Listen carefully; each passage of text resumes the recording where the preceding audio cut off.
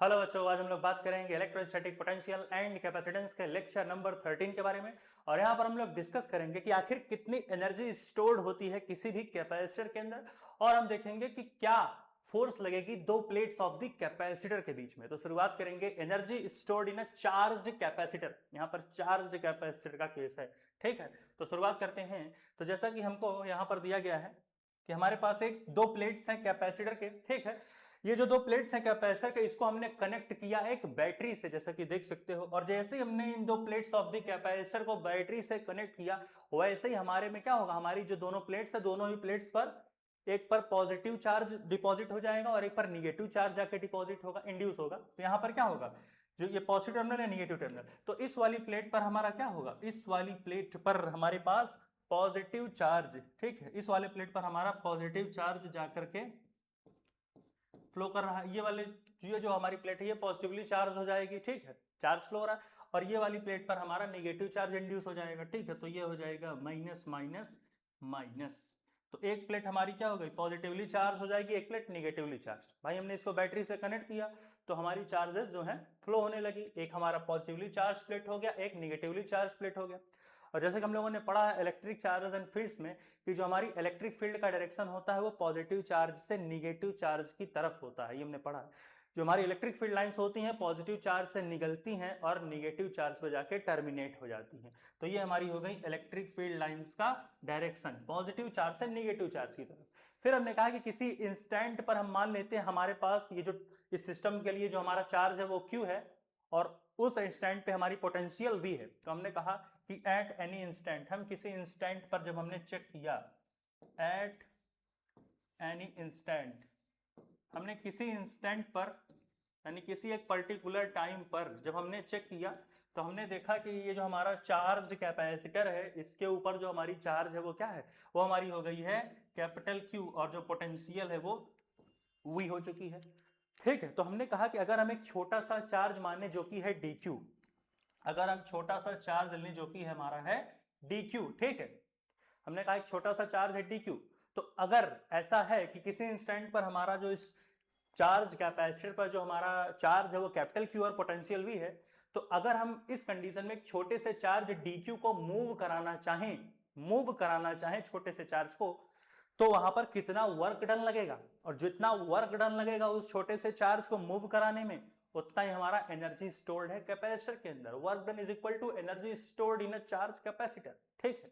तो कितना work done लगेगा इस छोटे से चार्ज को मूव कराने में, ये बताओ भाई। वर्क डन का फॉर्मूला क्या होता है, वर्क डन का हमारा जो फॉर्मूला होता है वो होता है हमारा इंटीग्रल वी डी क्यू। तो हमें क्या निकालना है, हमें निकालना है छोटा सा वर्क डन, ठीक, हमें निकालना है छोटा सा वर्क डन। तो क्या हो जाएगा, डी डब्ल्यू, ठीक है, हमें निकालना है छोटा सा वर्क डन। क्या निकालना है भाई, छोटा सा वर्क डन निकालना है किसके ऊपर, इस छोटे से चार्ज के ऊपर, ठीक है, इस छोटे से चार्ज के ऊपर छोटा सा वर्क डन। तो वी डी क्यू हमने पढ़ा है भाई, वर्क डन का फॉर्मूला क्या होता है, इंटीग्रल डी डब्ल्यू is equal to integral v d Q.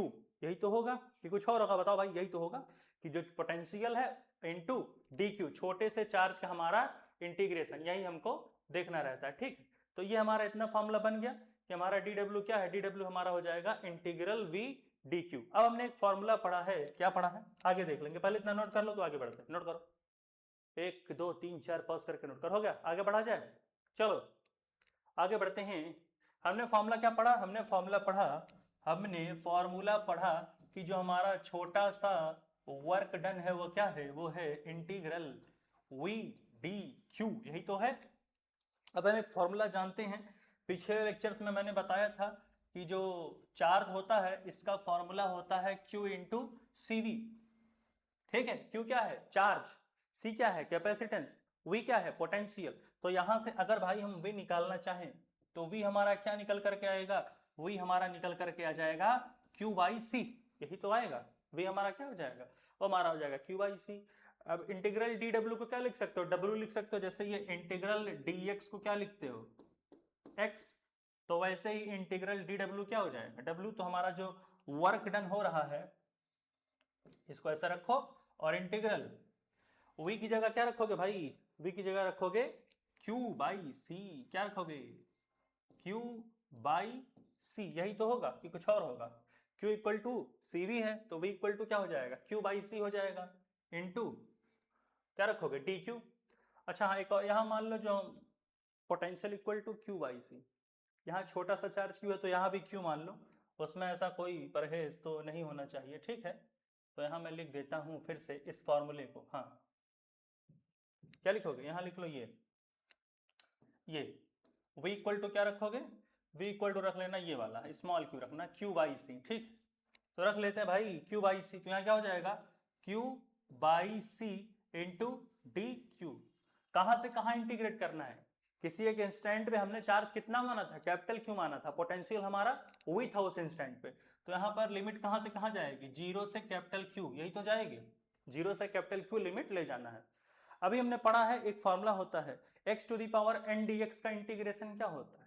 पता है ये सबको, x to the power n plus one upon n plus यही तो होता है। तो ऐसे ही क्या होगा? q dq का इंटीग्रेशन क्या हो जाएगा? q स्क्वायर बाई टू हो जाएगा। q dq का जब इंटीग्रेशन करोगे तो क्या हो जाएगा? q dq का इंटीग्रेशन आएगा q स्क्वायर बाई टू। कोई दिक्कत है क्या? Hollow hollow hollow, not now. चलो तो आ जाते हैं भाई, आगे बढ़ते हैं। हाँ, तो क्यू डी क्यू का इंटीग्रेशन क्या हो जाएगा भाई? क्यू स्क्वायर बाई टू हो जाएगा। तो लिखते हैं भैया, क्या दिक्कत? कोई दिक्कत नहीं है, क्या लिखते हैं? तो ये हो जाएगा, यहाँ लिखो क्या होगा? क्यू स्क्वायर बाई टू, और एक सी तो हमारा यहाँ पर है, सी तो हमारा कैपेसिटेंस है, कांस्टेंट वैल्यू, तो उसका तो इंटीग्रेशन होगा नहीं, ठीक है। कांस्टेंट चीज का इंटीग्रेशन थोड़ी करेंगे भाई। तो यहाँ क्या हो जाएगा? इतना हो गया, कहाँ से कहाँ? जीरो से क्यू, ठीक है। तो रख दो, एक बार कैपिटल क्यू रखो क्यू की जगह, स्मॉल क्यू की जगह, एक बार जीरो रखो क्यू कैपिटल स्मॉल क्यू की जगह, एक बार स्मॉल क्यू की जगह कैपिटल क्यू रखो। तो capital Q square by two C minus zero square by two, सीधी बात है। क्या आंसर आ जाएगा? जो हमारा वर्क डन निकल करके आएगा वो कितना आएगा? बोल भाई, वो आएगा कैपिटल क्यू स्क्वायर, यहां हो जाएगा क्यू स्क्वायर बाई टू सी। होए होए होए होए, समझ में आया कि नहीं? तो जो पूरी राम कहानी है वो ये निकल करके आएगी, ठीक है, इस तरीके से। ठीक, समझ में आया? तो ये जो है पूरी कहानी निकल करके आई। क्या निकल करके आया? कि अगर हम किसी छोटे से चार्ज को मूव कराना चाह रहे हैं, जब हमारी कैपेसिटर चार्ज है और किसी एक इंस्टेंट पर हमारा जो चार्ज है वो कैपिटल क्यू है और पोटेंशियल वी है, तो वहां पर एक छोटे से चार्ज डी क्यू को मूव कराने में जो वर्क डन लगता है वो लगता है क्यू स्क्वायर बाई टू सी। और यही जितना वर्क डन लग रहा है छोटे से चार्ज को मूव कराने में चार्ज कैपेसिटर के लिए, उतनी ही एनर्जी स्टोर हो जाएगी कैपेसिटर में। तो एनर्जी स्टोर्ड इन कैपेसिटर का फॉर्मूला क्या निकल करके आएगा? Capital Q square by two c. Q क्या है? ये क्यू यहां पर किसी इंस्टेंट पॉइंट पर जो चार्ज था वो था, ठीक। तो नोट करें, फिर आगे बढ़ते हैं। एक दो तीन चार पॉज करके नोट करें, हो गया? बढ़ जाए भाई आगे, पक्का पक्का पक्का। W equal to Q square by two C. चलो भाई आगे बढ़ा जाए कहानी को आगे बढ़ाते हैं और हम देखते हैं कुछ नई कहानी। Force between the plates of the capacitor. Note करो जल्दी से भाई, force between the plates of the capacitor हटाया जाए। चलो, तो अभी हमने यहां पर क्या देखा था? डायग्राम के थ्रू हमने यहां पर देखी कुछ चीजें जो कि क्या थी। डायग्राम के थ्रू जो हमने चीजें देखी तो यहां पर क्या था? हमने देखा कि हमारे पास दो प्लेट्स थे, एक पॉजिटिव प्लेट थे, एक निगेटिव प्लेट थे। इन्हीं दोनों प्लेट के ऊपर फिर से स्टडी करेंगे और फोर्स निकालेंगे इन्हीं दोनों प्लेट्स के लिए। तो भाई चलो निकालते हैं कि आखिर कितना फोर्स जो है लगेगा दोनों प्लेट्स के बीच की, क्या फोर्स है हमारी, ठीक है। तो ये हो गया हमारा प्लेट नंबर 1 जो कि हमने बनाया था। फिर हमने कहा चलो भाई ये हमारी हो गई प्लेट नंबर 2। तो हमारी पास अभी जो है दो प्लेट्स हो गई है, ठीक है। ये प्लेट है, खाने वाली प्लेट नहीं है भाई। ये प्लेट वो है कैपेसिटर की प्लेट्स हैं। ये खाने वाली तो ऐसे होती है, ये ऐसे, ठीक है। तो फिर हमने कहा चलो देखते हैं, एक के ऊपर हमारा क्या था? एक के ऊपर हमारी थी पॉजिटिव चार्ज, ये तो बाइसेक्ट हो गया। फिर से बनाते हैं। हाँ, तो हमने कहा कि चलो भाई ये जो दो प्लेट्स के ऊपर पड़ रहे थे इन दोनों प्लेट्स को फिर से बनाते हैं। हमने तुमको देखा, हमने कहा कि एक प्लेट थी उस पर हमारा था पॉजिटिवली चार्ज प्लेट थी हमारी, एक हमारी क्या थी? एक हमारी निगेटिवली चार्ज प्लेट थी। फिर हमने कहा कि जो इलेक्ट्रिक फील्ड लाइंस का डायरेक्शन होगा वो कुछ इस तरीके से होगा, ठीक है। जो हमारी इलेक्ट्रिक फील्ड लाइंस है उसका डायरेक्शन किस तरीके से है? उसका डायरेक्शन जो है कुछ इस तरीके से है। हमने पढ़ा था इलेक्ट्रिक चार्ज एंड फील्ड्स में, कितना चिल्ला के पढ़ा दे भाई। क्या होगा? क्या होगा भाई? देखो, electric field lines positive charge से स्टार्ट होती हैं, यानी इलेक्ट्रिक फील्ड लाइंस जो होती हैं पॉजिटिव चार्ज से इमिट करती हैं और निगेटिव चार्ज पे जाकर टर्मिनेट कर जाती हैं, वही कहानी, और कोई खास चीज नहीं है इसमें, ठीक है। अब देखो तो ये थिन प्लेन सीट की तरह ही दिख रही हैं दोनों प्लेट्स। तो प्लेन सीट्स की जो थिन प्लेन सीट होती थी उसकी वजह से इलेक्ट्रिक फील्ड की वैल्यू हमने क्या पढ़ी थी जब electric charge and fields chapter number 1 पढ़ते थे क्लास 12 का। तो वहां पर इलेक्ट्रिक फील्ड की वैल्यू क्या होती थी plane sheet, thin plane sheet जो होती थी, अरे भाई ये जो पतली सी सीट दिख रही है कितनी हमारी फील्ड निकल करके आती थी, वो हमारी आती थी सिग्मा बाई 2 एप्सिलॉन नॉट, याद है कि नहीं, हमने पढ़ा था ये। जो इस तरीके की प्लेन सी दिखती थी हमारी प्लेट वगैरह कह लो कुछ भी कह लो, क्या इसकी वजह से जो फील्ड होती थी कितनी होती थी, सिग्मा अपॉन 2 एप्सिलॉन नॉट ही तो होती थी। तो उसी तरीके से भाई अगर फोर्स देखना चाहो, ठीक है, हमने कहा कि यहां पर चार्ज हमारा क्यू है कुछ कैपिटल क्यू, तो फोर्स कितना लगेगा, फोर्स की वैल्यू कितनी हो जाएगी, जो हमारा फोर्स होगा वो हो जाएगा Q इंटू ई, यही तो होगा, कुछ और होगा बताओ, ठीक है। Q इंटू ई तो होता है जो हमारा फोर्स होता है चार्ज पर, वो कितना होता है Q इंटू ई, ठीक है। तो यहां से हमने कहा चलो भाई आगे बढ़ते हैं, हमने कहा कि Q की जगह Q रहने दो, E की जगह क्या रख दो, सिग्मा बाई 2 एप्सिलॉन नॉट रख दो, सिग्मा अपॉन 2 एप्सिलॉन नॉट, ठीक है। यही तो होगा कि कुछ और होगा बताओ, ये रही हमारी फोर्स, ठीक है। चलो फिर हमने कहा कि देख भैया एक हमने फॉर्मूला पढ़ा है, ये सिग्मा क्या है, सिग्मा हमारा होता है चार्ज पर यूनिट एरिया, जिसको हम बोलते हैं सरफेस चार्ज डेंसिटी। तो जो सिग्मा होता है, बोल भाई, जो हमारी सिग्मा होती है वो क्या होती है, जोर से बोलो, क्यू बाई ए, जय माता दी। तो क्या होगी क्यू बाई ए, जो सिग्मा होता है वो होता है सरफेस चार्ज डेंसिटी, जिसको हम बोलते हैं क्यू बाई ए। तो ठीक है भैया, सिग्मा की जगह क्यू बाई ए रख दो, कोई दिक्कत है क्या, कोई दिक्कत नहीं है, सिग्मा की जगह हमने क्यू बाई ए रखा।